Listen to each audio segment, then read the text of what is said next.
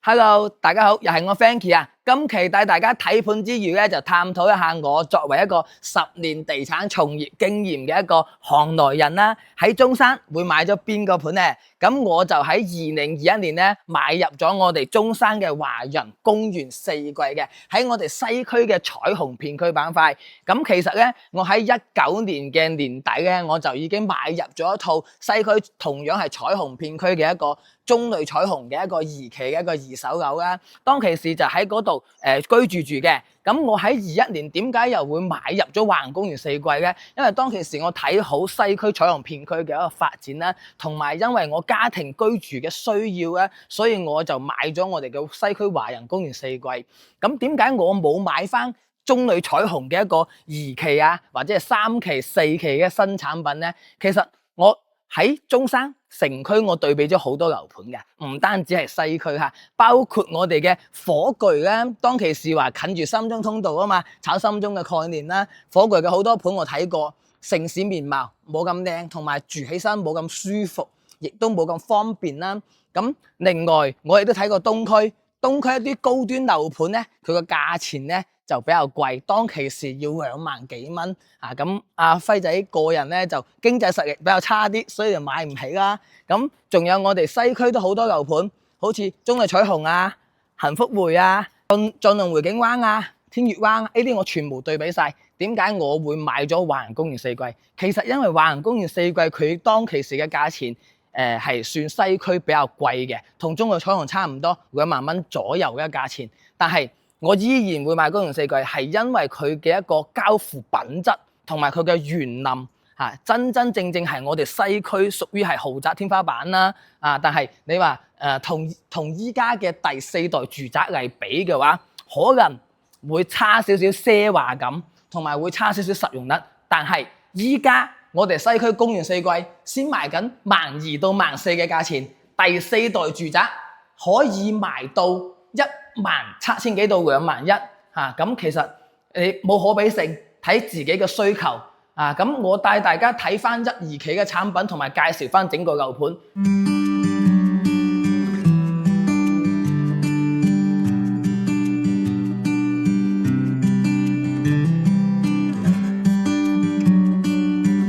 OK， 過到嚟先睇下我屋企嘅一個交通位置先嚇，喺中山市中心，話俾你哋聽有幾方便嚇。咁我哋項目叫公園四季嘅嚇，咁我都係一個公園四季嘅業主啦。咁然後咧，佢係屬於我哋中山市中心一個市區位置啦。咁佢係屬於西區嘅彩虹片區嘅。咁西區最值錢就彩虹片區噶啦。咁我哋挨住港口啦，同埋旁邊就石岐啦，往下邊走就我哋嘅東區同埋我哋嘅A 邊就火炬，然之後再到馬鞍島嘅咁先嚟講翻我哋樓下點樣翻香港，交通配套有幾方便嚇。因為我哋樓下咧500米就有個五月花電影院嘅。嗰度咧就可以坐到我哋香港嘅永東巴士翻深圳灣同埋翻我哋香港各區啦。咁翻去深圳灣就50蚊嘅票價，翻去我哋香港各區就130蚊嘅。如果唔坐永東咧，或者永東對於你屋企嘅位置嘅班次冇咁多，我哋可以去到我哋嘅大信深都會，都係落樓行過條馬路就有我哋嘅環島中港通咁每日呢2個位置都係好多個班次往返香港嘅，任君選擇嚇。咁另外咧，我哋講翻自駕喺我哋嘅港珠澳大橋咧過到嚟我哋項目只係50分鐘嘅一個時間㗎咋。咁然後喺我哋屋企，如果話住得近深圳灣嘅，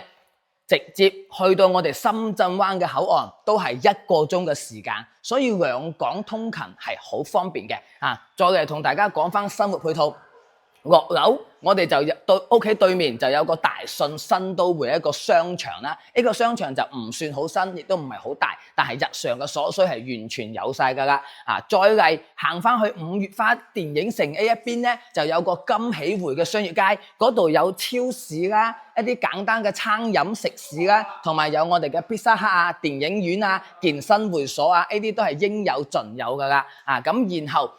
我哋樓下買菜喺邊度買喺我哋對面彩虹濕地公園旁邊有個彩虹市場，步行700米只需要10分鐘嘅時間就可以步行得到㗎，因為我平時都會行過嗰度買菜啊咁樣嘅。另外，如果話逢年過節想食多啲海鮮啊，或者買多啲貴價產品嘅話，唔緊要，我哋1.2公里有個中山最大嘅農貿批發市場，咁佢嗰度係集蔬菜啦、海鮮啦、肉類啦，全部都係做批發嘅。佢亦都零售，分為上下3層啊。咁另外，我哋平時行街 shopping 超市咩選擇啊？我哋喺西區咧旁邊去到我哋嘅生武會員店嚇，只係需要10分鐘嘅時間就可以去到生武會員店。另外往返我哋西區長洲呢邊咧有個麥德龍，只係需要8分鐘嘅時間。呢兩間都係倉儲式嘅一個超市嚟嘅，我平時都會去嗰度囤下貨啊，買下啲零食返屋企啊。然後咧商場嘅話，除咗我哋樓下有一個大信新都會嘅，我哋10分鐘可以去到天熱城商圈。另外，我哋入石岐都係11分鐘嘅時間就可以去到大信新都會㗎。咁另外去返我哋傳統嘅離和廣場嘅話，就只需要13分鐘嘅時間。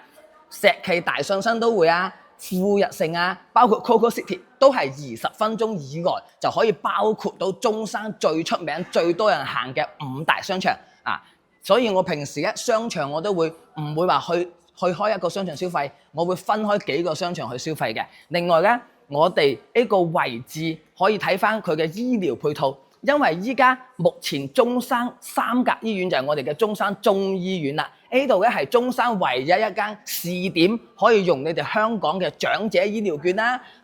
傾翻你哋香港保險啦，另外開翻你嘅香港處方藥嘅嚇。咁生活配套方面咧，我哋樓下對面就有一個好大嘅一個彩虹濕地公園啦。咁 A 邊咧，你喺嗰度做戶外嘅體育啊，同埋咧散步啊、觀賞下都係冇問題嘅嚇。咁就同大家介紹翻我哋1、2期唔同嘅產品嚇。咁其實我哋華人公園4季咧係喺樓價最高峰嘅時候開盤嘅。咁佢哋1期咧其實已經總共有10棟樓，71畝，綠化率係36%嘅。咁然後佢係依家目前係剩低咧，只有1棟、5棟同埋8棟有少量嘅貨。咁其實佢嘅面積就喺90平方同埋105平方嘅。咁佢其他就已經係全部收樓入住㗎啦，而且係收樓入住咗大概有2年時間啦。咁輝仔我就喺21年嗰陣時買嘅，我買嗰陣時係18000幾，開盤嗰陣時係17000到2萬蚊。樓王單位好似 AD143嘅，中間位置嘅嗰啲佢要賣到2萬出頭嘅，所以當時價錢比較高。依家咧尾貨亦都係有選擇，不過咧就單位唔算太多，佢嘅價錢只係12000蚊均價，平嘅11000幾。貴嘅12000幾就可以搞掂，而且咧同以前業主買嘅所有嘅配置交樓標準園林係全部一樣嘅喎，因為我哋本身係同一個屋苑，只係依家市場平咗，樓價平咗咁我哋可以睇翻90平方就8棟105咧就5棟其實都會有選擇嘅。咁佢依家目前咧就12000蚊嘅價錢以外咧，仲可以有神送車位活動啦，送物業管理費啦，同埋有送家私電器3件嘅嗰個禮包嘅。另外睇翻我哋2期依家嘅產品，2期咧總共就96畝，分為13棟高層，咁其中有6棟咧就係回遷房嚟嘅，即係回遷俾原居民嘅。咁另外我哋就7棟商品房喺度銷售緊啦。呢7棟商品房咧，佢嘅均價就係14蚊，面積段咧就係依家賣緊7棟嘅，咁佢就28層高，咁就有95平方同埋117平方。117平方咧就望翻我哋園林景觀，95平方咧就望翻我哋對面中外彩虹嘅一個園林啦，同埋望外景嘅。咁樓王單位咧就賣得最貴嘅143平方咧係賣緊17500左右均價。咁我哋95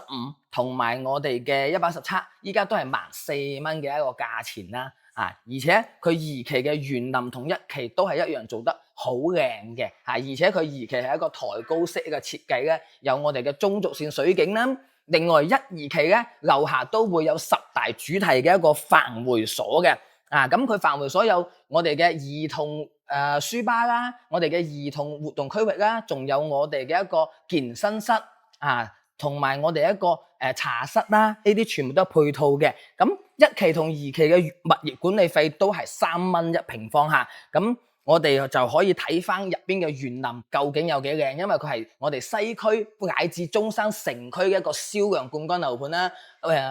交標天花板啦，同埋園林係做得頂呱呱嘅。一齊跟住我嘅鏡頭，我哋睇翻個園林。咁我平時翻屋企行得最多嘅就係我哋手部後邊嘅一個西門啦。咁我哋呢度有一個入門嘅一個位置啦，然之後咧旁邊有一個我哋嘅物業管家嘅。咁然後睇翻我哋一期嘅園林都好靚嘅嚇。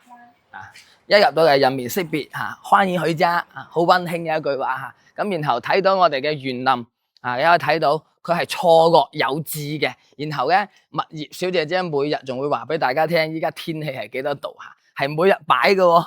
佢係真係每日擺，唔係話一直都係咁嘅溫度嘅喎。然後咧你睇翻我哋整個園林係好舒適好靚嘅。跟住我一齊行下啦，參觀下係嘛？我哋公園四季一期咁佢嘅園林咧就除咗我哋嘅1樓6米架空堂嘅一個繁會所以外咧，我哋係會有一個室外游泳池。室外游泳池咧，佢係有配備咗洗手間更衣室嘅咁好多小區嘅室外游泳池係冇洗手間之類嗰啲嘅。咁我哋可以睇翻每一棟嘅樓間佢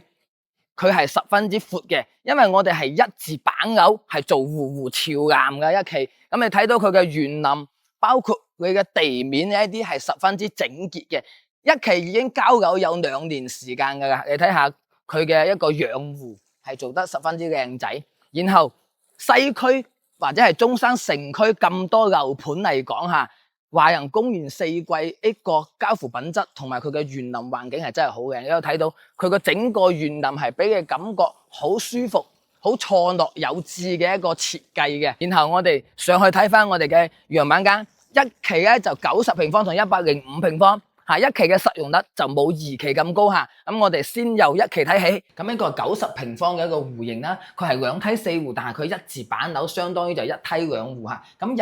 戶呢個有個鞋櫃，但係呢個鞋櫃就比較細嘅，就得一個區域位嘅啫。呢邊係一個裝飾板嚟嘅，就係下邊呢度就只有個藥電箱嘅位置啦。咁鞋櫃比較細。咁然後咧，我哋入嚟睇翻90平方3房2廳2衛嘅一個戶型餐客廳一體化嘅設計整體空間咁還算 OK。廚房咧就比較細少少呢邊咧只能夠擺一個單門冰箱，因為到時候呢度仲有個廚房嘅推拉趟門嘅，所以擺雙門咧就好窄勉勉強強啦。咁呢個位置咧，廚房位置就比較細噶啦咁佢交付標準就係方太嘅3件套交付俾大家嘅包括咧連我哋出邊嘅呢個空調都係海爾嘅3匹機咁樣去交付俾大家。然後佢個陽台咧，我哋可以睇到開發商係比較細緻嘅，呢啲櫃係冇嘅，但係咧你可以睇到佢呢啲外立面係全部真係大理石打碎嘅一個真石刷啦。然後我哋休息區3房2廳2衛，咁佢嘅房間咧就還 OK 裝咗衣櫃之後，呢度係一個衣櫃位嘛咁佢大概咁樣咧，都係可以做到3邊落牆位咁然後帶個小飄窗俾大家我哋嘅洗手間就係有送一個飄台位，然後就乾濕分離嘅設計啦。另外90平方 A 一間 BB 房就會比較細啲嘅，我哋係需要做榻米先至可以有床有衣櫃嘅咁轉翻頭嚟睇翻我哋嘅主人房咧，乾濕分離嘅洗手間標配㗎啦，然後就中規中矩嘅一個3邊落床位做埋個衣櫃，有個大飄窗俾大家可以喺度飲茶咁佢依家呢一個戶型嘅價錢咧就係12,000蚊到，大概咧就81萬就可以攞低啦。到時候搞埋啲優惠，其實應該都係唔需要咁多。然後咧再嚟睇翻我哋105嘅一個戶型啦，105咧佢就係客廳一入到嚟就係闊咗噶啦。呢個105方咧都係12000幾，總價喺83萬左右你睇到佢嘅一個客廳同餐廳嘅一個符合感。然後我哋嘅陽台有睇到係夠深夠闊嘅啊。然後我哋再嚟睇翻個廚房位置啦，廚房位置呢個比90平方要大咗好多。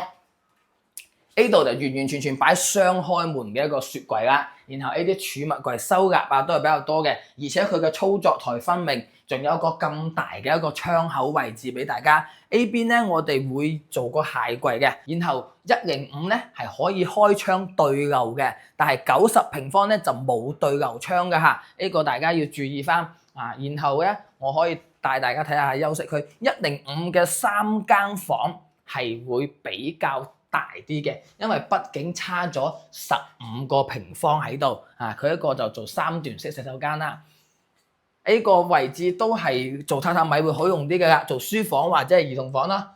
主人房洗手間位置咧就乾濕分離嘅一個設計啦，然後主人房都會大咗噶。A 邊位置做個到頂嘅一個衣櫃，然後飄窗坐住喺度睇下書。整體嘅105同90平方就係傳統嘅戶型啦。同大家睇完一期嘅園林同埋樣板房以外咧，咁再嚟大家感受下2期嘅園林。咁其實2期嘅產品係做咗升級嘅。咁園林係一樣咁靚仔之餘，錯落有自己新加坡嘅一個風格嚟嘅。咁由大門口開始就升級咗啦，有水景啦，有抬高式設計啦，同埋兩邊除咗有無障礙嘅一個走廊以外，亦都有我哋嘅電梯啦。再上到嚟我哋嘅整個園林係可以講係好舒服、好通風嘅。咁2期佢嘅升級咗，仲有就係我哋嘅入戶大堂啦，佢會比1期更加靚仔。另外就係2期嘅產品實用率會比1期更加高，更加接近於依家第4代住宅嘅一個高實用率。我哋2期佢樓下嘅配置同1期一樣，亦都係會有健身房啦、兒童活動區域啦、書吧啦，呢啲都係會有嘅。睇翻我哋2期整體嘅一個大堂其實係同第4代住宅一樣，係好靚嘅。兩邊會有一啲平時俾大家休息嘅會客廳啦，甚至乎親朋戚友過到嚟喺度飲茶啊，喺度吹水都 OK 冇問題嘅嚇。咁再嚟睇翻我哋嘅大堂，你睇下真係十分靚仔嘅。跟住我再上去睇翻我哋實用率高咗嘅95平方同埋117平方嘅戶型啊。OK， 我哋2期嘅95平方戶型一樣係兩梯4戶嘅。入嚟我哋先睇 A 邊就比1期嘅95平方改善咗，個鞋櫃咧係夠用噶啦。然後再睇翻我哋入翻嚟嘅一個空間感，95平方同啱先嘅90平方建築面積只係差5平方噶咋，但係你睇下個空間負荷感，同埋我哋嘅餐廳位置同埋客廳位置，比90平方係大咗超多噶嚇，所以佢2期嘅實用率係高好多。再嚟睇翻 A 個廚房，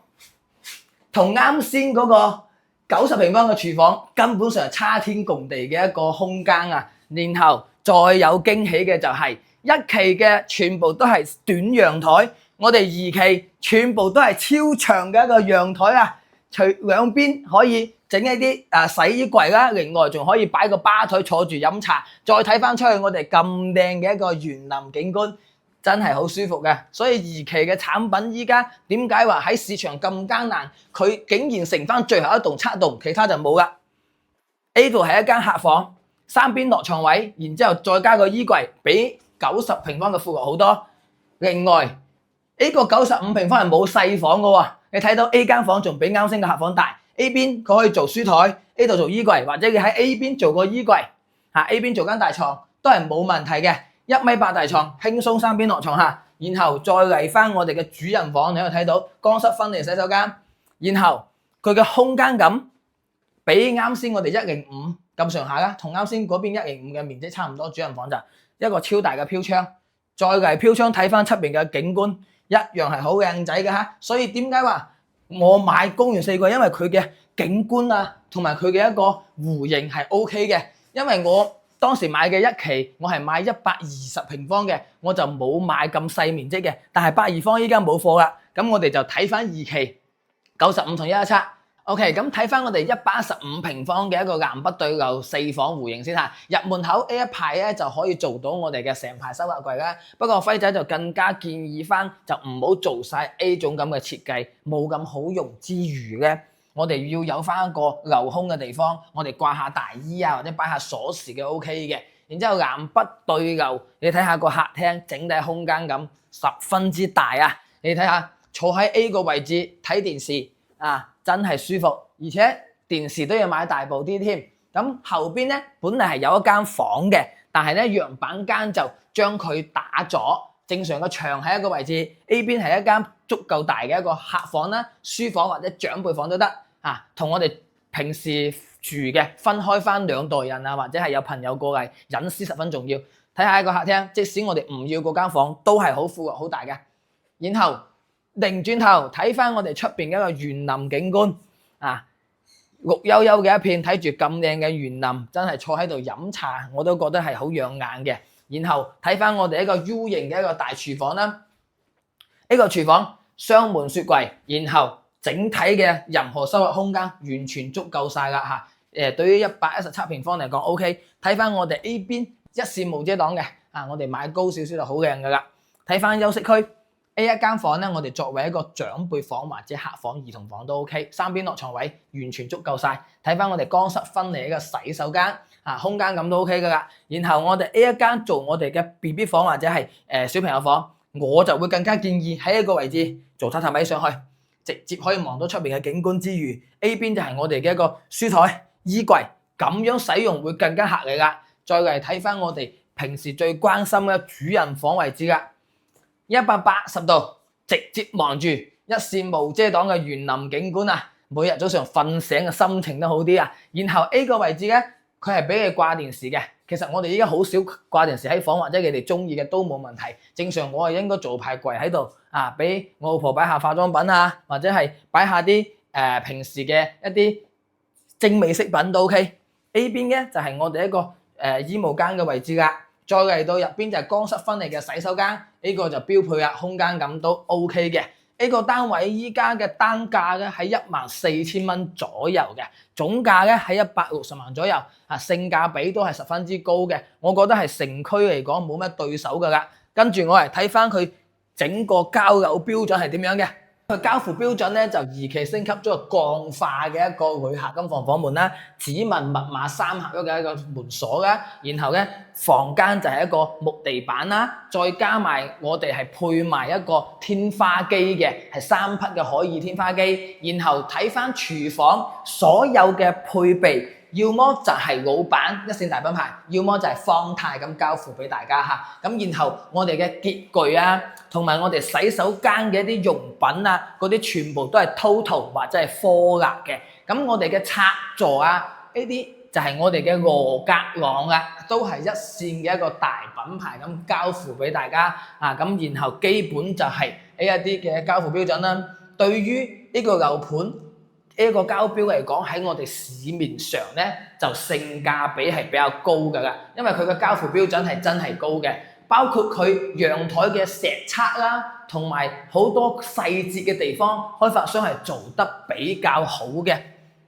然後咧，我同大家一陣間去售樓部嗰度再總結翻呢個盤依家嘅一個政策啦，有咩優勢。